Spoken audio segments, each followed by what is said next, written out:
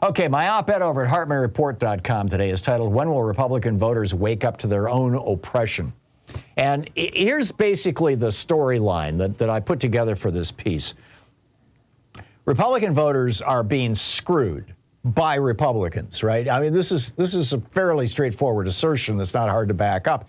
You've got desperate workers struggling with increasing rents, in part because of Republican donor hedge funds buying up properties all over the country. You've got a lack of health care. 12 Republican-controlled states still refuse to expand Medicaid, for example, which provides, health insurance to people who earn under $15,000 a year and don't have benefits. It's literally killing American workers. Wages have flatlined since Reagan.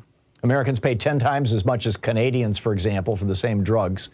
And, at the same time that Trump and his buddies in the Senate and the House, his Republican buddies, borrowed $1.7 trillion in your and my names to give a tax break gift to his billionaire buddies, student debt passed the $1.7 trillion mark. So, it's like we could have paid off all student debt in America, and instead Donald Trump gave that money to the billionaires.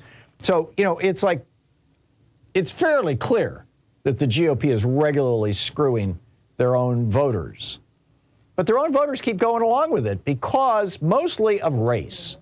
Richard Nixon started this with the Southern strategy back in the 70s, really. Well, it was 68. And that Southern strategy was, let's bring in the racists and do this thing. And build the party based on that because the Democrats are giving up the racists. This was 64, 65. And it's kind of held. But there's two parts to the Republican Party, and this is the thing that most Republican voters don't understand.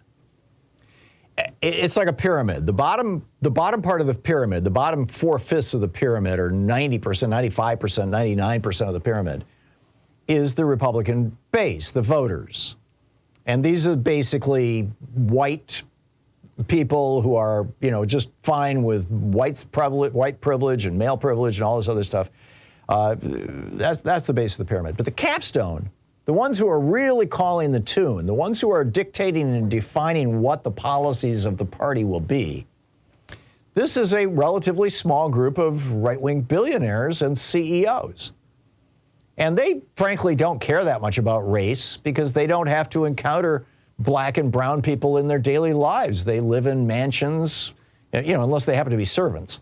They live in mansions with, separate guest quarters. They fly on their own private jets. They vacation on their own private yachts. So, race isn't their issue. That's the base's issue.